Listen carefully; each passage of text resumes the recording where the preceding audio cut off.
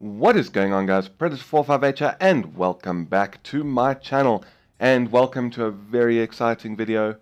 First video in a new series that I hope I'm going to be able to do fairly often, but that is entirely up to you guys. This is the very first subscriber replay that I'm featuring on my channel, and I'm really excited to have received this. I'm really excited to, be able to feature the great games that you guys have, and just give back to you guys, and if you're not doing a channel of your own, that you get your great games out there on the internet. So anyways, on to today's video. We are watching the gameplay by Stuff Rules, who is taking out the Colorado Tier 7 American Battleship. Yes, that one. The one in the same, the one that everyone loves to hate, myself included. And I'm really glad that he sent this in, because I sold my Colorado as soon as I was done with it, and I kind of wish I hadn't, because I'd like to do, feature some more content on the ship. So I'm really glad that Stuff Rules had a good game in this and has sent it in so I can feature it. If you'd like to be as cool as Stuff Rules, in the description down below is an email address, and you guys can send your replay files to me, and I'll watch them and record them and do some commentary on them and then feature them on my channel. So yeah, if you do that, some screenshots of the results with the, when you send the replay file to me will be appreciated. But if you forget, it's not the end of the world. Then just in the email, give a little description of how the battle went, what sort of awards you got and how awesome you did. But anyways, so teams are fairly even and interesting. There's a lot of tier 5s in this match, which is always good for Colorado. But the enemy team has 3 Nagatos. Stuff Rules' team has 3 Colorados. So that's a little bit of a disadvantage in my opinion, because I wholeheartedly believe that the Nagato is a much better tier 7 battleship. It's faster. I found its guns better. I think its secondaries are better. It's faster. The only thing I think Colorado has that is better is its anti-aircraft guns. But as you can see, there are no aircraft carriers. So Stuff Rules is busy taking his first shots of the match, and he is firing at an enemy Nicholas, and he manages to land 2 hits. It was with armor piercing, so don't expect a whole lot of damage. But it's always good to put the pain on these pesky destroyers. And even if it's, there it was about just under 3,000 damage done, so that's not bad at all. And his secondaries are opening up at 7 kilometers, so I'm presuming he went for the upgrade module to his secondary guns, which is always helpful when dealing with these pesky little buggers at close range. Now, Stuff Rules does something a bit brave here. He's a very brave bear. I probably would have taken a more cautious approach. He's got within 5 kilometers of that destroyer, and there's another Nicholas at 6.5 kilometers. So this is some very brave stuff here. But he's got confidence in his ship and his own abilities, so he's going to continue his attack on these 2 destroyers, and he's going to fire off another salvo of 16-inch rounds, and he gets 3 hits for just under 4,000 damage. The Nicholas has launched torpedoes. You could see the little splashes in the water, and Stuff Rules has immediately begun to turn hard to port to try and avoid them, and the secondaries are continuing to do their work, and putting some hurt on this Nicholas. Now he does turn back a little bit early here, I think, but he gets very lucky and the torpedoes do run out of range. Otherwise he would have taken 1, but taking 1 torpedo is never the end of the world. Take some longer range shots at the Nicholas, and this is some pretty accurate fire from him, I must say. 2 hits. Again, we didn't see how much damage he did, but again, you can expect it to be around 2,000, maybe even a bit more if he landed a bit closer to some critical areas of the ship. But now the destroyers are cloaked. As you can see, his team is doing okay at the moment. They've captured 2 points, the enemy's captured 2 points, but his team has lost one of their cruisers already. So they are narrowly ahead in points. I'm guessing they managed to capture these capture points a little bit earlier than the enemy team. Now, I would have maybe taken some shots at this Nagato, but instead he has turned hard to port and is bringing his guns to bear on this Furutaka, who's just under 11 kilometers away. And this is not a bad idea, because obviously the closer a target is, the easier it is to hit, and this is closer than the Nagato was. And his first salvo looks pretty good, but unfortunately RNG kind of, you know, is a dick. And most of his shells land in front and behind. He does manage to land 2 hits for just under 7,000 damage, so that's not bad at all. And the Furutaka is moving all over the place. We're just waiting for that reload. He takes some high explosive shells, I'm guessing, by the fact that he got set on fire, and he loses about 5,000 health.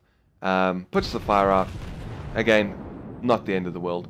He's taken another salvo. Unfortunately, the Furutaka just started to turn, and he was only able to land 1 hit for no damage. But there's that pesky Nicholas again, 7 kilometers away, behind a hill, and his secondary guns open fire. And they score a hit. And he manages to get a kill, and that's pretty awesome. Awesome stuff from his secondaries. And he's just getting ready to fire at the Furutaka again. It looks like it started to turn, maybe. No, it's going straight. But anyway, he takes the lead, fires a full salvo. That guy's got 20,000 health left. He lands 2 citadels, 2 extra hits, and gets a devastating strike, wiping that poor little cruiser off the face of the map. But you can see things are looking better for his team now. They've also captured B now, and the enemy team has lost 2 cruisers, 2 destroyers as well. But his team's just lost a battleship, which has brought the points down a little bit for his team. But they still have a very healthy 350 odd point lead. And you can see some good teamwork from his team. They're saying in chat, you know, don't die, let the destroyers flank. And you can see they've got 4 destroyers up at the B point, and those guys are going to flank round behind the enemy forces. And here comes in chat the Great Onion, and I have to give him a shout out as well, because he has actually laid a smoke screen for his, or he says he's going to lay a smoke screen for his team. I think the camera stuff rules will eventually look a little bit to the left, and you can see the smoke screen, so he didn't quite get it all the way across, but it's great to see this kind of teamwork from people. And there you can see the smoke screen just on the edge of the screen. So you know, it's always good when you see this kind of teamwork, you know, destroyers not only using their smoke screens to conceal their own position, but to try and help their teammates as well. And we got some incoming torpedoes from that destroyer. They were spotted early thanks to the Great Onion being in position. Stuff Rules is going to begin to turn and swing his booty around, and that was a really nice dodge, cutting it fairly close in true Predator 458 fashion. But he's used his heal now, so he's back up to 43,000 health. So he's got a decent health pool to play with. And he has begun a turn to starboard to go and start closing the distance to the enemy ships and putting some hurt on them with his 16-inch guns of freedom. And he takes a full salvo at this Marblehead, which is something I don't think we see on the EU server right now. And he lands another Citadel, 3 hits, and he gets another devastating strike. So it was a very good salvo from him. And he's actually, looks like he's turning away to port now. But soon enough he will turn straight into the enemy fleet and give them some pain. And the enemy team is missing like a boss, which is always nice. But basically that Marblehead is a premium, another premium Omaha.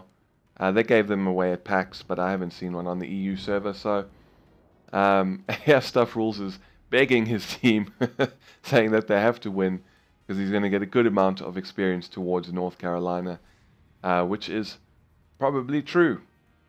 And you always want to encourage them, because you never know when the team is going to go full retard and do something stupid. But a defeat is looking extremely, extremely unlikely at this point. And we've got this Cleveland at 13.6 kilometers who is being rather brave. Stuff Rules is also being brave, and this is what we like to see.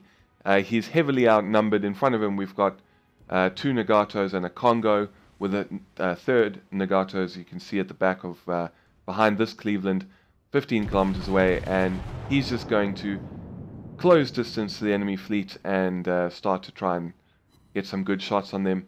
Fortunately, that salvo RNG did also some of his shots went a bit too far, so only got 4 hits, but still did a decent amount of damage. And the Cleveland's now at 10 kilometers and is down to 9,200 health, and he probably only has about 10 seconds to live.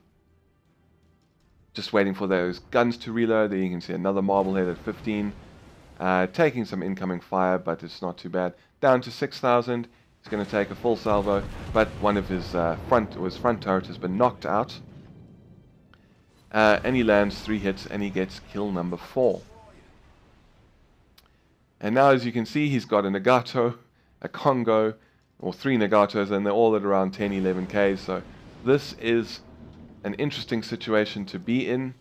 Thankfully, I mean, his team is now capped A. They've almost recapped B because the destroyer did manage to sneak in and uncap it. He did for a second look like he was thinking of shooting at the Congo, but then switched targets to this Nagato, which has a much flatter, showing much more of the ship, much more of a broadside. Still a bit angled, but he's going to bring his rear turrets around and he's going to fire those at the Congo. Unfortunately, all of his salvos on that Nagato missed, but he lands 3 hits on the Congo and does just under 4,000 damage.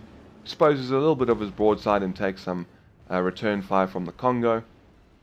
Getting really up close and personal to this Congo now, which is not a smart move by this little tier 5.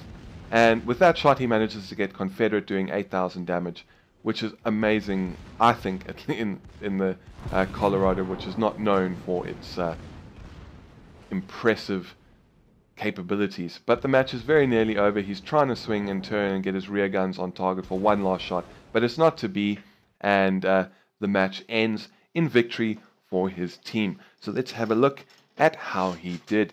And as you can see, he got 31 target hits, 2 incapacitations, a very respectable 4 kills, caused 3 fires, got 3 citadel hits, defended the base 4 times, completed effective shooting, earning himself 183,477 silver and 5,187 research. He also got devastating strike twice, and he got Confederate. Now, unfortunately, Stuff Rules didn't actually manage to get all the results screens, so we only have this one, so we don't know exactly how much damage he did, but it was, when you get Confederate, it's always a fairly substantial amount of damage. So, well played to Stuff Rules, and I hope you enjoyed seeing your gameplay on the internet, and I really hope some other guys out there decide that they'd like to start sending in some of their epic replays. But anyways, that is it from me. Thank you very much for stopping by. If you enjoyed, please feel free to give the video a thumbs up and consider subscribing for more World of Warships content, as well as War Thunder and a few other things that I throw into the mix from time to time. And also be sure, as I said, to check the description down below for the email address to send your epic replays in. But yeah, that's it from me. Thanks very much for stopping by. Predator458 signing off, and I'll see you guys next time.